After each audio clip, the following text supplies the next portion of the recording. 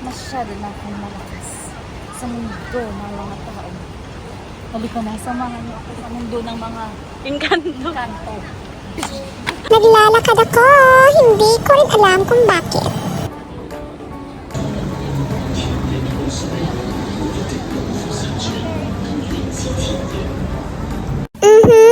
Window shopping lang ako today sana. Pero, ito yung lakad na feeling mayaman ka. Nasa counter ka na, bes.